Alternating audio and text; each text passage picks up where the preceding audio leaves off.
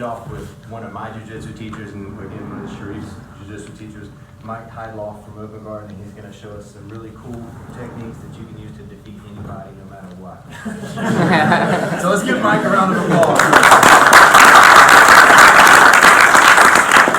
So I thought seminar-wise, you know, any Jiu-Jitsu seminar you might go to, there's a whole litany of the sort of classic techniques. So I thought maybe we'd focus on some of the things that maybe aren't necessarily part of the core curriculum, but that I've had success with. So you're getting maybe a little bit of a different look at this seminar. So we'll start off with a series from the back. So normally, if I take my opponent's back, I want both hooks in, right? So that refers to my heels being inside. And this is, you know, where you score points in a Jiu-Jitsu tournament and where you work a lot of chokes, arm bars, etc. I've been playing with just one hook in. So, and the reason why I like this is I can still get really good control of my opponent's hips, but my feet are hidden from me. Because one of the ways Hardy will get out if I have both hooks in is to attack my feet, right? Either get a foot lock there, he can get a foot lock there, or he can step on my foot, start clearing out and getting away. And by using just one hook, but burying it and keeping a figure four, I really limit how he can start to escape, and I still have good control of his hips. Letting go from the sort of classic seatbelt grip and coming up and around to what we call cross body ride here, right? So there's a bunch of attacks I have from one hook in, cross body ride, right? One is if I can get Hardy's arm here, I can lean back, put it behind my own shoulder and head, and this is in 10th Planet parlance, the twister, right? So I've got control of his upper body with my arm, control of his lower body with my legs, and I come under his head towards the top and pull it towards me, and it's kind of a nasty spine lock. Second option, I'm going to reach and grab behind Hardy's knee here. And I'm going to fall back, right? And this is a hip / groin lock, which is called the banana split. Come get my good stuff, Mr. Fred.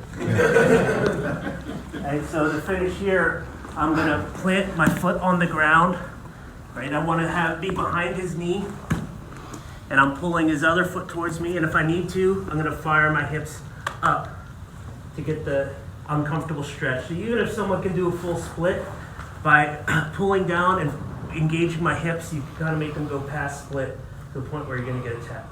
Third option is grabbing the leg that my foot is behind up at the toe and pulling down, right? So this is going to sort of attack his knee joint. So pulling here and stretching out, it's called a vaporizer, and it's really quite uncomfortable. And then the fourth option, and you don't have to do these all, but just giving you your money's worth, right? Is a lot of times, because Hardy knows I want to attack his legs, he's going to sit up on me here, right? And if you hang your arm out here, a lot of times your opponent's going to grab it. Right? And he might even think, okay, I'm going to grab my arm and roll this way. Right? He's going to sling me down, and I'm going to stop him right here. Grab and lift up what we call schoolyard bully, or Mike's schoolyard bully. Or I grab and I'm just going to rotate him this way. And again, I stop right here, face down. My other hand can come. And even if Hardy grabs his belt, right, I can generate a lot of pressure by swinging my hips over. And then to make it even worse, I slide my elbow up a little bit into his ribs. And then I can really take down and make him want to let go. And then once it's free, just up for the arm lock. Hey, Shareff. Feel better soon, buddy. Hope to see you on the mat soon. Now you can go ahead and grab it.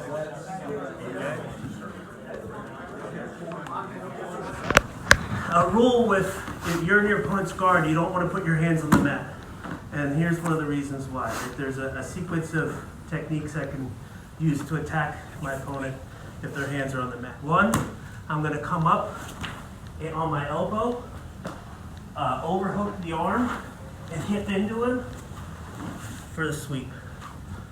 Number 2, very similar. I come up, but he comes back into me. So I'm gonna grab his hand in a Kimura grip and rock back and finish the Kimura lock here. Third is I come up and my opponent's driving into me a little bit, so I'm gonna sit back and wrap up the guillotine and finish here.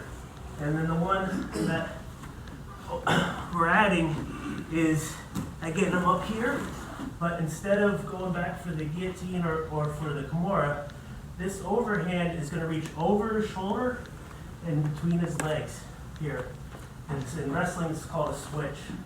So from here, I'm gonna put a lot of pressure on Hardy's shoulder by scooting my hips way out in this way. Right, and I'm gonna keep turning, and I end up on Hardy's back. The next session is going to be led by my friend John Shell from Shell Shock Jiu-Jitsu. Since we got limited time, let's go ahead and turn it over to her. Thanks, Hardy. Appreciate it. What I'm going to start off with is just a mount position and doing some attacks from the mount position. All right, so here in the mount position, if this guy knows anything about this position, he's going to be guarding his neck, he's going to be guarding his arms. So what I like to do to mitigate his defenses is grab both of his hands, just shift them down, and then lay on top of him. The first thing I'm going to go for in this position is that my thumb is going to go around his neck and inside his lapel. I'm going to make a fist, and I'm going to drop my elbow down to his chest, and I'm putting a lot of pressure with my wrist on his neck. He's able to feel that here. I'm still maintaining pressure on his hands, because if I can keep his hands there, that's what I want. So now, I'm going to use my palm on the ground as counter pressure, and I'm going to bring him up, slide my arm under, and push my elbow past his shoulder to grab my elbow, and then put my head on the mat above his head. This one's for you. I'm thinking about your neon belly. Lots and lots and lots of pressure. Does it remind you of Shareff, Steve? Oh, yeah. Get well soon, Shareff, man. We miss you at TFTC and Cary, buddy. Can't wait to see you again. I love you, man. Hello, Shareff. We miss you. Wish you were here. I'm gonna enter it the same exact way. He's got his hands protecting himself. Pull him down. Here. Come in. Grab the lapel. Drop my hand in. Okay? Now at this point, sometimes I don't have enough pressure on his hands. He gets his hands free and he grabs my arm. Alright, that's fine for me. So at this point, I'm gonna use this hand to go behind the tricep. And then I'm gonna go in a technical mount position. Here, step that leg up, slide this knee under the head, give him a pillow. So he has something to rest or sleep on. Very nice. Alright, then I can start working the arm lock. So the way I'm gonna get the arm lock is I'm gonna pull his bottom arm up, shift my foot underneath, lean towards his legs, slide it over, and then sit back. Now, a lot of times what people decide is they're like, I don't want to get arm locked. So the best defense is to get this elbow back down. So what he's going to do is he's going to go flat to his back. And when he does, I trap his elbow with my chest and keep it nice and tight here, okay? So he can't get that arm back out because my body's blocking it. Now I'm going to take this hand, move his head out of the way, grab inside of his lapel here, and I'm going to drop my elbow down and then straighten my body. Okay, so not only are my arms cross-collar choking him, but my body's pressing this arm into it also.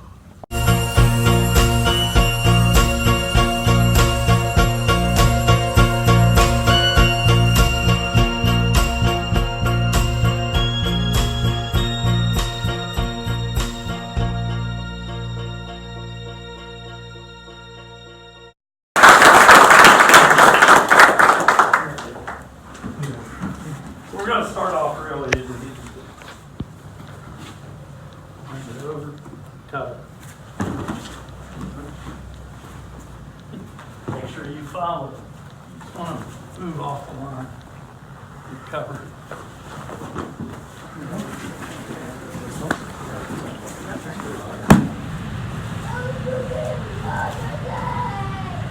Got it? Punching.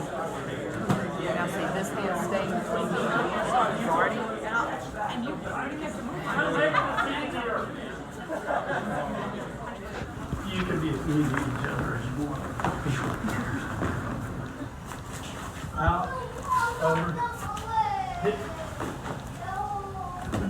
So we'll start with the same thing. Nikki's gonna set himself up. He's gonna throw that right punch, and I wanna see if you can extend and pull this with a little bit of a foot switch and extend an Urashuto at the same time so that I'm covered again and protected from this next shot. I'm gonna pass this down and under, switch my feet so that I'm over here on this space behind Nikki's arm. Place a little bit of pressure into the elbow to bring her around to the front. See if we can roll, let her run into this, kind of get to the safe space. And I'd like to bring her around with a little bit of pressure there. And just run back. In this way. I'm going to guillotine. And pass her outside. Let's talk about some things that can happen.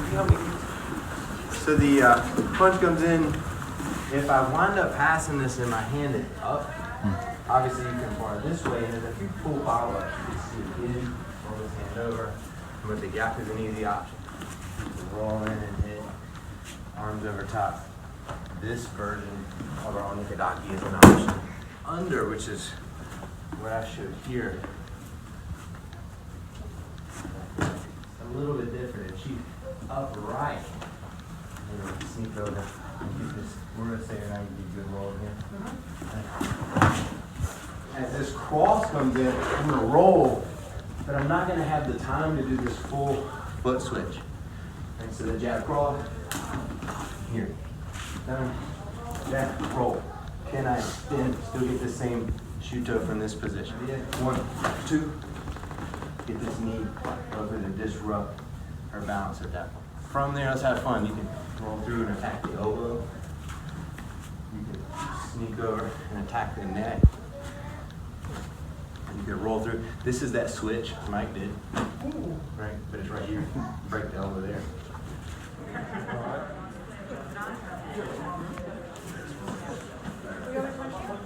How did that feel? Did that feel okay? Okay. So it was a 1-2, yeah? We had option 1, right? We had option 2. We had option 3. And we had option 4. Right? Everybody remember that? So this jab cross comes in. This does the same. Here's the hip height. Right? Here's the Kimura.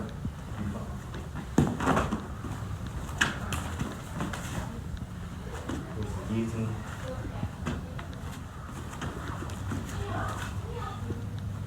Here is the switch. We hit him to the back. And then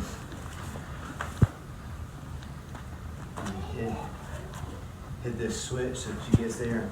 Get low enough that your arms are around her belt. What this is going to do is let me fold her forward.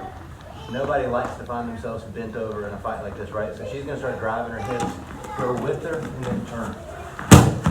And she'll throw herself over, right?